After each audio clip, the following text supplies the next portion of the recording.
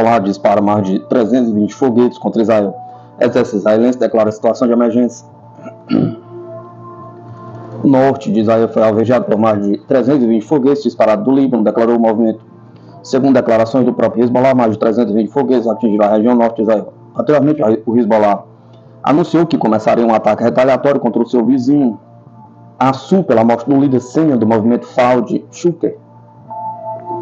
Hoje, domingo, 25 de agosto, como parte da resposta inicial à agressão nos subúrbios ao sul de Beirute, que levou à morte do comandante Fouad Shuker e de vários de nossos respeitados cidadãos de combatentes da resistência islâmica, os combatentes da resistência islâmica lançaram um grande ataque aéreo usando drones nas profundezas da entidade sionista, diz o comunicado. Mais cedo, o exército israelense atacou o sul do Líbano, justificando ter detectado a ofensiva em grande escala planejada pelo Hezbollah. O Hezbollah informou que completou a primeira fase de ataques retaliatórios contra Israel, atingindo com sucesso 11 alvos militares. O ministro da Defesa de Israel, Yoav Gallant, declarou a situação de emergência por 48 horas devido ao ataque retaliatório lançado pelo Hezbollah, informou The Times of Israel. O jornal esclareceu que o regime de sua situação de emergência permite que as autoridades imponham restrições para proteger a população. A validade habitual deste regime é de 48 horas, a menos que o governo decida prorrogá-lo. O presidente norte-americano Joe Biden esteve interagindo com sua equipe de segurança nacional durante toda a noite e orientou autoridades de alto escalão dos Estados Unidos a manter comunicação contínua com seus colegas israelenses, diz o porta-voz. Disse o porta-voz do Conselho de Segurança Nacional da Casa Branca, Sian Savet, em breve declaração. O porta-voz acrescentou ainda que os Estados Unidos seguem apoiando o direito de Israel de se defender e que continuarão trabalhando pela estabilidade regional.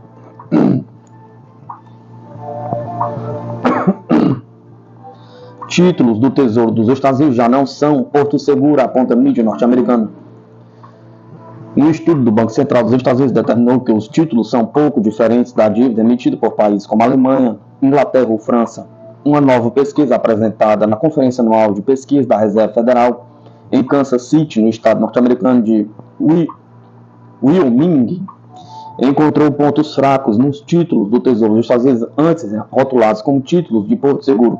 A pesquisa sugere que esses títulos são pouco diferentes da dívida emitida por países como a Alemanha, Inglaterra, França ou mesmo grandes corporações, detalhou na sexta-feira a agência britânica Reuters. Ela constatou que o governo dos Estados Unidos tem desfrutado de um privilégio exorbitante de contrair empréstimos em grande escala no mercado global, apesar das crescentes lacunas no orçamento federal. Em resposta à C-19, os investidores do Tesouro dos Estados Unidos parecem ter mudado para o modelo de dívida de risco ao precificar os títulos do Tesouro, escreve a Reuters. Os pesquisadores descobriram que os investidores não estocaram títulos do Tesouro, o que teria aumentado seu volume, mas reduziram os preços, como fizeram com os títulos de outros países. No regime de dívida de risco, as avaliações responderão aos choques de gastos do governo, o que pode envolver grandes mudanças de rendimento nos mercados de títulos, explicaram os pesquisadores. Nesse ambiente, indicam eles, as compras de ativos em grande escala pelos bancos centrais em resposta a um grande aumento dos gastos do governo têm implicações indesejáveis nas finanças públicas. Além disso, essas compras que fornecem suporte temporário aos preços destroem o valor para os contribuintes, mas subsidiam os detentores de títulos. Os decisores políticos, incluindo os bancos centrais, devem internalizar essa mudança ao avaliar se os mercados de títulos estão funcionando adequadamente, concluíram os autores do estudo. Mídia revela o papel dos Estados Unidos e da Inglaterra no ataque da Ucrânia à região de Kursk. Segundo The New York Times, Washington e Londres colaboraram com os ucranianos na invasão de Kursk, permitindo uma melhor execução das operações fronteiriças. Os Estados Unidos e o Reino Unido fornecerão à Ucrânia imagens de satélite e outras informações sobre a região de Kursk após a invasão das Forças Armadas da Ucrânia, informou na sexta-feira o jornal norte-americano The New York Times. Nos dias após a ofensiva, os Estados Unidos e o Reino Unido fornecerão à Ucrânia imagens de satélite e outras informações sobre a região de Kursk, disse o artigo, para permitir que os comandantes acompanhassem melhor a transferência de reforços russos que poderiam atacar as tropas ucranianas ou cortar sua provável rota de fuga para a Ucrânia, disse o jornal, citando duas fontes. No dia 6 de agosto, as tropas ucranianas lançaram um ataque à região de Kursk, na Rússia. A ação marcou a agressão mais significativa da Ucrânia contra a Rússia em fevereiro de 2022. Comentando o ataque, o presidente russo Vladimir Putin disse que a Ucrânia havia realizado uma provocação em larga escala, atirando indiscriminadamente em alvos civis. O inimigo terá a resposta adequada, acrescentou Putin.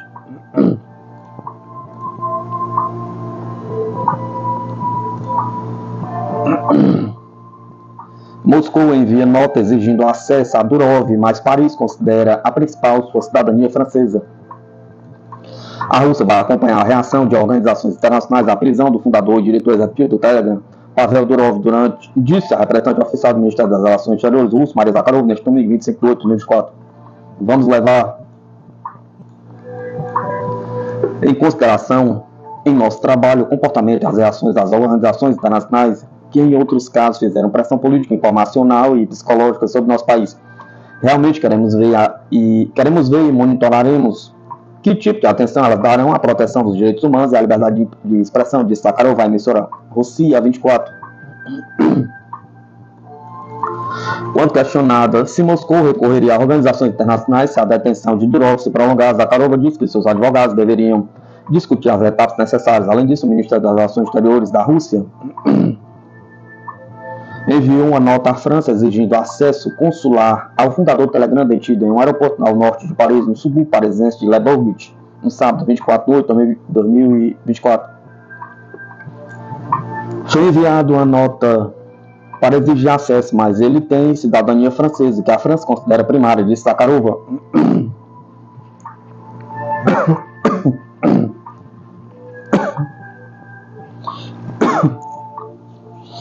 Pavel Durov, de 39 anos e com dupla nacionalidade russa e francesa, deve comparecer perante um juiz neste domingo 25 de 8 de 2024 sob a acusação de que seu aplicativo de mídia social estaria sendo usado para cometer crimes, incluindo terrorismo, tráfico de drogas, lavagem de dinheiro, o que pode levá-lo à prisão por até 20 anos.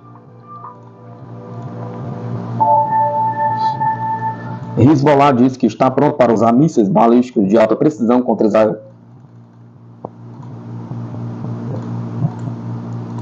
O grupo Hezbollah informou neste domingo 25 de 8 de 2024 que já está preparado para usar seus mísseis balísticos de alta precisão contra Israel se for necessário. A declaração é do secretário-geral do movimento libanês, Hassan Nasrallah, em um discurso ao vivo na TV Al-Maná. O Hezbollah não tem a intenção de usar mísseis balísticos de alta precisão contra Israel, mas eles podem ser usados no futuro, disse Nasrallah. O primeiro-ministro Benjamin Netanyahu afirmou que as forças israelenses realizaram um ataque preventivo contra alvos do grupo e destruíram milhares de mísseis depois que a inteligência detectou preparativos para um ataque ao território do país. O exército de Israel informou que cerca de 100 aviões da Força Aérea participaram da operação para destruir alvos e armas do Hezbollah. Já o ataque em massa do movimento foi uma resposta ao recente assassinato do alto comandante do grupo Fadi Shuken em um ataque israelense a um prédio residencial nos subúrbios do sul de Beirute.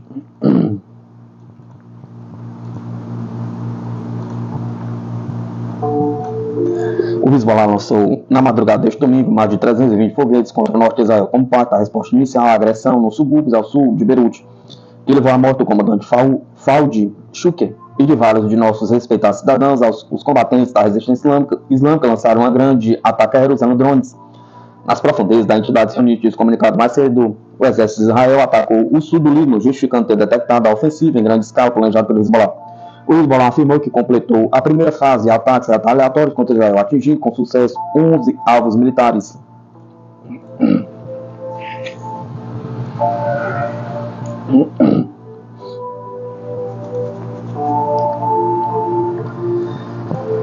O que a Ucrânia busca alcançar ao atacar os rios nucleares russos? Pergunta especialista militar explica. Os ataques da Ucrânia às usinas nucleares russas de Zaporozhye e Kursk são provavelmente uma tentativa de retratar Moscou como incapaz de manter essas instalações seguras, disse o veterano das Forças Armadas suecas e observador político e militar Mikhail Valkersson. Quando se trata da usina de Zaporozhye, acredito que a Ucrânia quer criar pressão na comunidade internacional em relação à Rússia, que a usina deve ser pelo menos internacionalizada, para que a Rússia não a controle, explicou Valkersson. Eles poderiam dizer, a usina é neutra agora, a comunidade internacional com medo disso. Quando se trata de Kursk, acredito que eles querem semear angústia e talvez até o pânico entre alguma parte da população russa, pelo menos aqueles que vivem nas proximidades, acrescentou. Ele também sugeriu que a Ucrânia tenta semear a confusão, negando a responsabilidade por esses ataques. Eles disseram que a Rússia atacou sua própria usina em Zaporozhye e provavelmente dirão que se houvesse drones ucranianos, eles estavam apenas passando por perto e tentaram o tempo todo alegar que é uma operação de bandeira falsa da Rússia, observou Valkersson, e no Ocidente muitos acreditaram nisso. Mesmo que a culpa da Ucrânia seja confirmada, provavelmente não haverá uma reação muito severa no Ocidente, observou.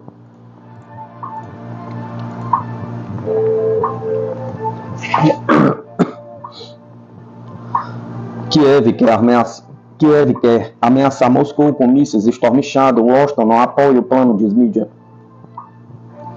A Ucrânia sugeriu realizar um ataque de demonstração a alvos militares próximos da capital russa, segundo o jornal britânico The Guardian. Kiev quer lançar um ataque demonstrativo com mísseis Storm Shadow em profundidade no território russo para criar uma ameaça potencial a Moscou. Mas os Estados Unidos não apoiarão um plano arriscado, escreve no sábado o jornal britânico The Guardian.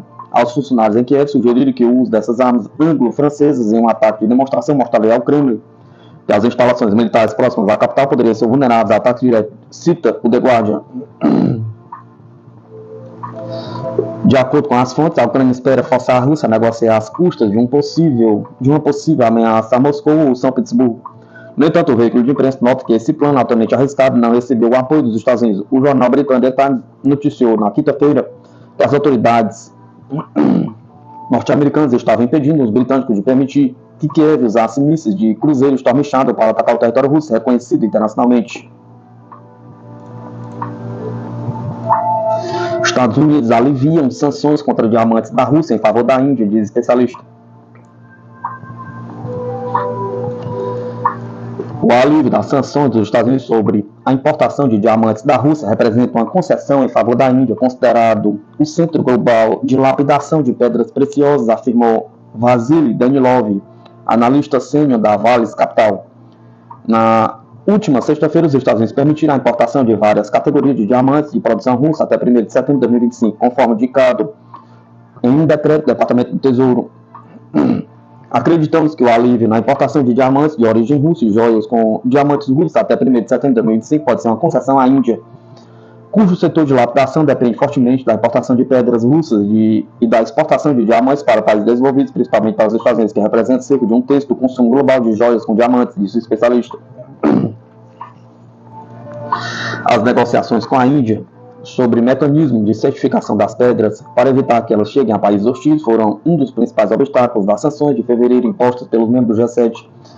Ao setor de diamantes russos, é bastante provável que a Índia precise de um longo período de adaptação às novas condições do comércio mundial de diamantes e que os Estados Unidos concederam até 1º de setembro de 2025, esclareceu Danilov. Além disso, o especialista acredita que as atuais flexibilizações não terão um impacto significativo sobre os produtos russos e os preços globais dos diamantes, devido à ausência dos Estados Unidos no comércio global de pedras brutas, já que o país não são nem grandes lapidadores como a Índia, nem intermediários significativos como a Bélgica. As restrições à importação de diamantes da Rússia para os países da União Europeia e do G7 entraram em vigor em 1º de janeiro de 2024, e a partir de março os países do grupo dos 7 deveriam começar a restringir gradualmente a importação de produtos da Rússia processados em terceiros países. Em junho, a União Europeia adiou por 6 meses a implantação do sistema de certificação de diamantes que deve garantir o cumprimento da proibição.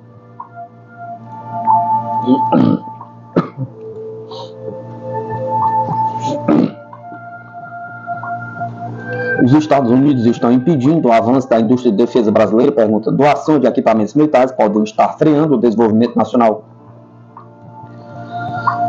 Nos últimos tempos, uma polêmica vem ganhando espaço nos debates sobre a defesa nacional. As doações de equipamentos militares feitas pelos Estados Unidos ao Brasil estariam prejudicando o desenvolvimento da indústria de defesa do país. A questão ganhou destaque após a percepção de que tais doações, embora vantajosas a curto prazo, podem limitar o crescimento e a inovação do setor bélico brasileiro. O questionamento foi levantado pelo canal Arquivo Militar Blindados. Historicamente, o Brasil tem recebido uma variedade de equipamentos militares de origem norte-americana, como o M19A5, entre outros. Tais doações são parte de uma estratégia global dos Estados Unidos para fortalecer a aliança e manter sua influência sobre outras nações. No entanto, esse gesto, que à primeira vista parece benéfico, pode ter efeitos colaterais significativos, especialmente para a indústria de defesa local. Enquanto as doações permitem ao Brasil ampliar sua capacidade militar sem incorrer em altos custos, elas também podem desestimular o desenvolvimento interno de tecnologias e a produção de equipamentos próprios. O resultado é uma dependência maior de produtos estrangeiros, o que pode ser prejudicial a longo prazo para o setor nacional de defesa. É importante destacar que essa prática não é exclusiva do Brasil. Outros países ao redor do mundo também recebem equipamentos militares dos Estados Unidos como parte dessa estratégia global. No entanto, o Brasil enfrenta um problema adicional: a falta de interesse e continuidade das políticas de defesa por parte do governo e da sociedade. A falta de envolvimento do governo brasileiro, juntamente com combate o interesse da população em termos de defesa tem contribuído para o desenvolvimento limitado da indústria bélica nacional. Mesmo que houvesse um maior comprometimento, seria irrealista esperar que o Brasil pudesse produzir todos os seus equipamentos militares internamente, dada a sua atual capacidade econômica e industrial. A solução para a expansão da indústria de defesa brasileira passa primeiramente por um compromisso interno sólido, tanto por parte do governo quanto da sociedade. Enquanto essa mudança não ocorrer, a indústria de defesa do Brasil continuará dependente de fatores externos, limitando seu crescimento e desenvolvimento.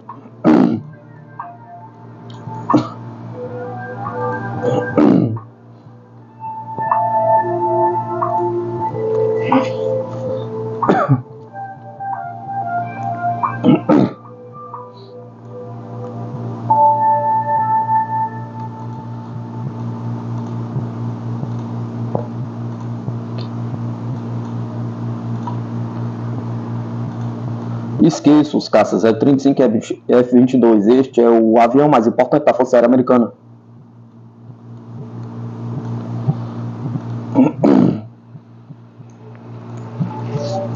O Luckenham C-30 Hércules é uma das aeronaves mais icônicas e versáteis da frota da Força Aérea dos Estados Unidos desde sua concepção. O C-130 tem sido fundamental em diversas operações militares, sendo uma resposta direta à necessidade da USAF de uma aeronave de transporte pesado capaz de operar em ambientes desafiadores, especialmente na Ásia. Projetado para atuar em terrenos difíceis, o C-130 provou seu valor em uma variedade de papéis ao longo das décadas, seja transportando cargas e tropas, realizando evacuações médicas ou participando de missões de reconhecimento. O C-130 demonstrou ser uma peça insubstituível nas operações militares americanas. A versão mais recente da aeronave C-130J Super Hércules continua a tradição de excelência, incorporando sistemas avançados que aumentam a sua eficiência e alcance. Esta variante modernizada não só serve ao USAF, mas também é utilizada por forças militares de várias nações aliadas, destacando-se por sua confiabilidade e capacidade de operar em pistas curtas e improvisadas. O C-130 foi desenvolvido com base nas lições aprendidas pela USAF durante a Guerra da Coreia, onde a necessidade de uma aeronave tática que pudesse operar próxima à linha de frente tornou-se evidente. Essa experiência foi essencial durante a Guerra do Vietnã, onde o C-130 exibiu um papel crucial em missões de combate e apoio logístico. Ao longo de sua extensa carreira, o C-130 assumiu inúmeras funções, desde o transporte de suprimentos em zonas de combate até evacuações médicas, operações de busca e salvamento e até mesmo como plataforma de ataque. Na versão C-130 Spectre Gunship, o C-130 se tornou sinônimo de versatilidade e resistência. As forças de operações especiais dos Estados Unidos também confiam em uma variante do C-130, o MC-130, que é especialmente projetado para realizar inserções e extrações clandestinas, além de missões de reabastecimento, consolidando ainda mais a importância dessa aeronave no arsenal militar americano. Além de sua versatilidade, o C-130 se destacou pelo seu alcance impressionante. Com a capacidade de reabastecimento em voo, a aeronave pode percorrer longas distâncias, tornando-se uma ferramenta logística crucial para o USAF. Atualmente, a frota opera o C-130J, que oferece navegação avançada, maior eficiência de combustível, cockpits digitalizados.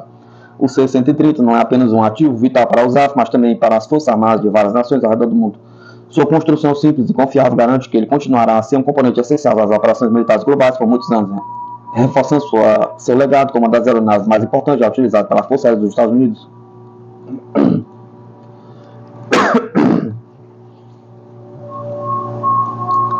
Agrupamento de tropas Sul destrói tanques Abrams de defesa da Rússia.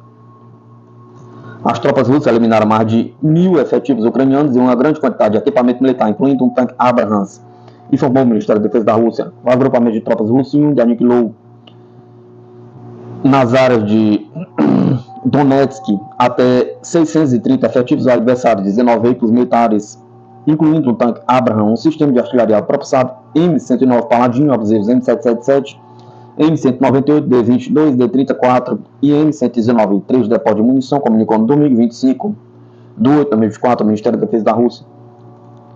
Os agrupamentos de tropas Leste, Vostok, Sever, Norte, Zapad e Oeste eliminaram nas áreas da República Popular de Donetsk, na região de Zaporozhye, na região de Sumy, na região de Kharkov e na República Popular de Lugansk, até 740 soldados, 19 veículos militares, estações de guerra eletrônica, Bukvel, AD, Anclave, N e Cavertos, e ainda 4 depósitos de munição, entre outros alvos.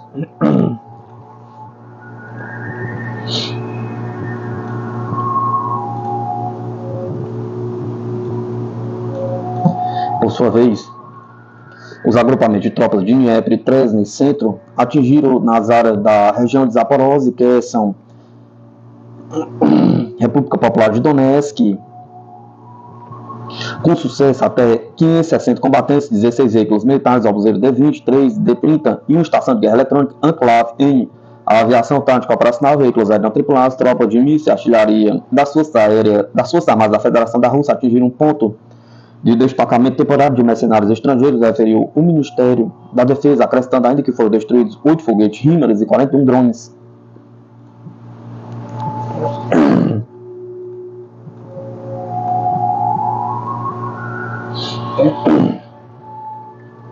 Os efeitos das micro-ondas pulsadas e das ondas eletromagnéticas de frequência extra baixa nos cérebros humanos, pergunta. Os governos rotineiramente classificam informações relativas à manipulação do sistema nervoso humano por Mojmir Babasek. Análise incisiva publicada pela primeira vez pelo Global Research em 10 de novembro de 2023. No ano de 1962, o cientista americano Alan Frey realizou experimentos com micro-ondas pulsadas que produziam sons de clique, zumbido, assobio ou batidas na cabeça de pessoas a uma distância de até vários milhares de metros. Em seu relatório, ele também escreveu que, com a mudança de parâmetros, ele pode produzir sensação de alfinetes, agulhas ou percepção de fortes pancadas na cabeça e afirmou que essa energia poderia ser usada como uma ferramenta para explorar a codificação do sistema nervoso e para estimular o sistema nervoso sem os danos causados pelos eletrodos.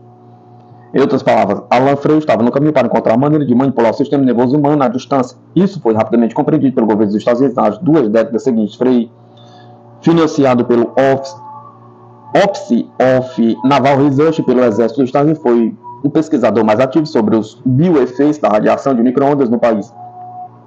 Frey fez com que ratos se tornassem dóceis ao expor à radiação em um nível de potência média de apenas 50 microwatts por centímetro quadrado. Ele alterou comportamentos específicos de ratos em 8 microwatts por centímetro quadrado. Ele alterou a frequência cardíaca de sapos vivos em 3 microwatts por centímetro quadrado e com apenas 0,6 microwatts por centímetro quadrado. Ele fez com que os corações de sapos isolados parassem de bater ao cronometrar os pulsos de microondas em um ponto preciso durante o ritmo cardíaco. Em 1975, Alan Frey publicou sua pesquisa sobre barreiras hematoencefálicas nos anais da Academia de Ciências de Nova York, onde a barreira hematoencefálica protegendo o cérebro de veneno que entra junto com o sangue de ratos, iluminada por radiofrequência pulsada, permitiu que o corante penetrasse em seu cérebro. Suas descobertas foram confirmadas por 13 laboratórios diferentes em 6 países, com o uso de diferentes animais. Em 2012, Alan H. Frey escreveu um artigo onde descrevia como a Força Aérea Brooks americana falsificou o seu experimento ao selecionar um contratado que injetou o corante nos intestinos em vez de no sangue. Dessa forma, garantiu que o corante não aparecesse no cérebro. Isso deveria ajudar a Força Aérea dos Estados Unidos a obter a aprovação de pessoas para construir radares em suas proximidades. De acordo com Frey, a mesma base aérea Brooks mais tarde tentou desacreditar pesquisas não classificadas na área de micro-ondas para cobrir um programa classificado de armas biológicas e de micro-ondas. Alan Frey concluiu: o financiamento para a pesquisa de micro-ondas aberta nos Estados Unidos foi essencialmente encerrado. Aliás, o público em geral, no mundo inteiro, não sabe nada sobre a possibilidade de controlar a sua atividade cerebral à distância pelos efeitos de micro-ondas pulsadas em seu sistema nervoso até agora. Em março de 2021, o cientista americano James C. Lin escreveu um artigo sobre a Síndrome de Havana, onde afirmou que esse problema causado a diplomatas e agentes governamentais americanos em Cuba e em outros lugares foi provavelmente produzido por micro-ondas pulsadas. Em 5 de dezembro de 2020, a Academia de Ciências dos Estados Unidos publicou um estudo sobre a Síndrome de Havana, onde afirmou: no geral, a energia RF, radiofrequência pulsada, direcionada especialmente naqueles com manifestações iniciais distintas, parece ser o mecanismo mais plausível para explicar esses casos entre aqueles que o comitê considerou. Mas, em 2 de março de 2023, a televisão americana CNN publicou um artigo sobre o relatório das 7 agências de inteligência dos Estados Unidos. Ele disse que não há evidências confiáveis de que o adversário estrangeiro tem uma arma ou dispositivo de coleta que seja capaz de causar os incidentes misteriosos. Síndrome de Havana. Dessa forma, as agências de inteligência dos Estados Unidos tentaram negar a validade do relatório, científico da Academia de Ciências dos Estados Unidos esconder do público em geral o fato de que micro-ondas pulsadas podem ser usadas para atacar suas mentes. Há um grande corpo de experimentos científicos provando que frequências extra baixas de radiação eletromagnética podem produzir efeitos no sistema nervoso humano, o que é comum a micro-ondas e ondas eletromagnéticas extra longas e que ambas carregam campos elétricos e magnéticos. Os neurônios são cheios de íons e esse eletrolito pode facilmente funcionar como uma antena na qual ondas eletromagnéticas produzirão correntes elétricas que são parte essencial dos impulsos nervosos no cérebro. Na Conferência Internacional sobre Eletrodinâmica Não Linear em Sistemas Biológicos, em 1983, patrocinada, entre outros, pelo Escritório de Pesquisa Científica da Força Aérea dos Estados Unidos, pelo Escritório de Pesquisa Naval Friedman Kaiser, do Instituto de Física Teórica da Universidade de Stuttgart, deu uma palestra sobre os efeitos de frequência extremamente baixa de onda eletromagnética no sistema nervoso humano ou sensibilidade extremamente alta de certos sistemas biológicos a sinais eletromagnéticos muito fracos. Ele declarou: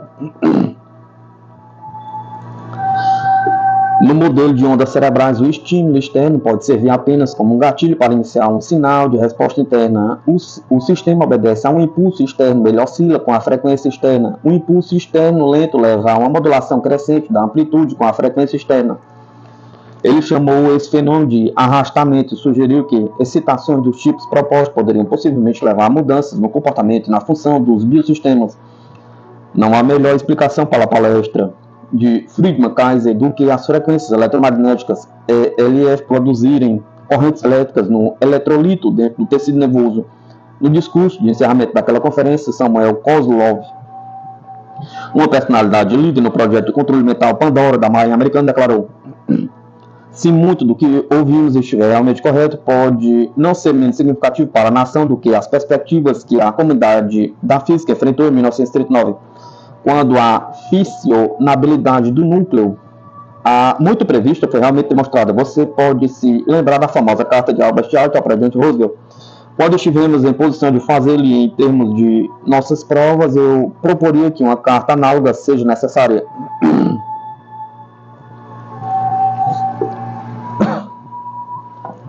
Já em 1980, John Alexander, ex-diretor do laboratório na cidade de Los Alamos, dos Estados Unidos, escreveu em seu artigo da Military Review sobre o controle remoto da atividade do cérebro humano: quem fizer o primeiro grande avanço neste campo terá uma vantagem quântica sobre o seu oponente, uma vantagem semelhante à posse exclusiva de armas nucleares. Em 2014, cientistas chineses publicaram os resultados de um experimento no qual buscava a condutividade de micro-ondas de soluções eletrolíticas. Na introdução, eles enfatizaram que seu experimento desempenha um papel importante na investigação da interação entre ondas eletromagnéticas e tecidos biológicos que têm alto teor de água e uma concentração significativa de íons. Para seu experimento, eles usaram uma solução de sal. A fórmula química do sal é NaCl. Isso significa que ele contém átomos de sódio, cloreto. Os íons de ambos os átomos desempenham um papel importante no disparo de células nervosas. O experimento provou que esse eletrolito é condutor para micro-ondas de até 20 GHz de frequência. É altamente razoável esperar que essas micro-ondas foram pulsadas nas frequências de atividade dos neurônios do cérebro. Elas serão arrastadas para oscilar com essas frequências. A organização MCS América, que luta contra a poluição, confirma essa conclusão em seu estudo sobre sensibilidade de campos eletromagnéticos. O estudo afirma: o corpo pode coletar o sinal e transformá-lo em correntes elétricas, assim como a antena de um aparelho de rádio ou de um celular. Essas correntes são transportadas por íons fluindo pelos tecidos vivos e nos vasos sanguíneos, um sistema de tubo cheio de um fluido salgado eletricamente, condutor que conecta quase todas as partes do corpo. Quando essas correntes incidem nas membranas celulares, que normalmente são eletricamente carregadas, elas também vibram no tempo com a corrente. Notemos que um neurônio também é uma célula.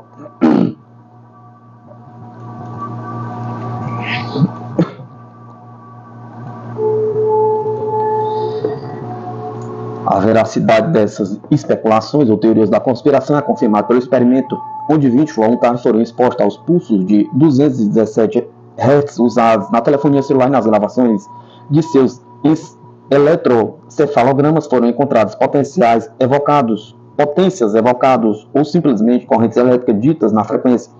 de 217 Hz, ou outro, onde microondas de celular pulsada em 11 a 15 Hz produziram alterações no sistema nervoso durante o sono em 30 voluntários, assim como cientistas australianos descobriram que os sinais do celular não só podem alterar o comportamento de uma pessoa durante a chamada, com os efeitos dos padrões de ondas cerebrais interrompidos continuam muito depois que o telefone é desligado. Para completar essa informação, é necessário dizer que o sistema nervoso funciona digitalmente e as ações nervosas diferem pela frequência e número de impulsos nervosos, nos quais um grande número de neurônios sincronizam sua ação. Dessa forma, a atividade do cérebro humano pode ser completamente controlada, incluindo os pensamentos. Robert Becker, que foi 2 vezes indicado ao Prêmio Nobel por sua pesquisa sobre potenciais elétricos em organismos, publicou em 1985 um livro, Body Electric, onde ele citou o experimento que foi lançado voluntariamente com base no Freedom of Information Action. O autor do experimento, J.F. Schachtins, declarou: nesta investigação será demonstrado que a palavra falada do hipnotizador também pode ser transmitida por energia eletromagnética modulada diretamente para as partes subconscientes do cérebro humano, ou seja, sem empregar quaisquer dispositivos técnicos para receber ou transcodificar as mensagens, sem a pessoa exposta a tal influência tenha a chance de controlar a entrada de informações conscientemente.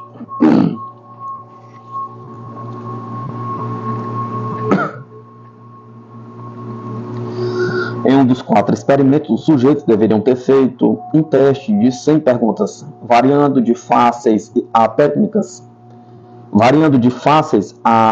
técnicas. Mais tarde, sem saber quem estavam sendo irradiados, eles seriam submetidos a feixes de informação sugerindo as respostas para as perguntas que eles deixaram em branco. Amnésia para alguns de suas respostas corretas e falsificação de memória de suas respostas corretas. Depois de 2 semanas, eles tiveram que passar no teste novamente. Os resultados desses experimentos nunca foram publicados, mas evidentemente já nessa época os serviços secretos estavam trabalhando em tecnologias de como impor pensamentos a seres humanos com o uso de microondas pulsadas para transmitir ao cérebro humano a fala humana em frequência de ultrassom com que o cérebro percebe, mas o ser humano não percebe isso, pois não está ouvindo a fala. Para os governos, não é difícil pulsar o sinal de celular nas frequências cerebrais e dessa forma manipular os pensamentos de seus próprios cidadãos e de cidadãos estrangeiros. A diferença entre microondas pulsadas e ondas eletromagnéticas extra-longas é que as microondas pulsadas podem ser direcionadas a uma pessoa ou a toda a nação se os sinais de celular forem pulsados em frequências cerebrais, enquanto as ondas eletromagnéticas extra-longas transmitidas em frequências cerebrais com seu comprimento de até 300 centenas de milhares de quilômetros atingirão cérebros em grandes áreas. Com certeza, até agora, as legislações ao redor do mundo, exceto Chile e Brasil, não proíbem tais ações aos governos ou a qualquer outra pessoa em cérebros humanos. Por exemplo, Elon Musk está construindo um sistema de 20 mil satélites ao redor do planeta e trabalhando em pesquisa da Neuralink ao mesmo tempo.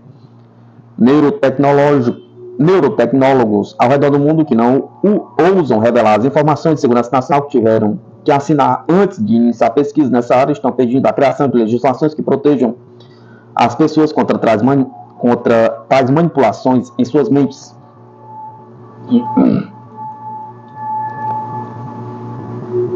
Mojmir Babasek nasceu em 1947 em Praga, República Tcheca. Formou-se em 1972 na Charles University, em Praga, em Filosofia e Economia Política. Em 1978, assinou o documento defendendo os direitos humanos na Tchecoslováquia comunista.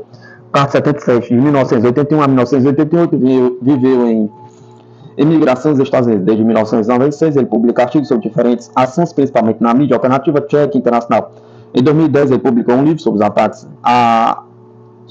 de 11 de novembro em língua tcheca, 11 de setembro em língua tcheca. Desde a década de 1990, ele tem se esforçado para ajudar e alcançar a proibição internacional de controle remoto da atividade do sistema nervoso humano, das mentes humanas, com o uso da neurotecnologia. O nome do artigo: os efeitos das microondas pulsadas das ondas eletromagnéticas de frequência extra baixa nos cérebros humanos.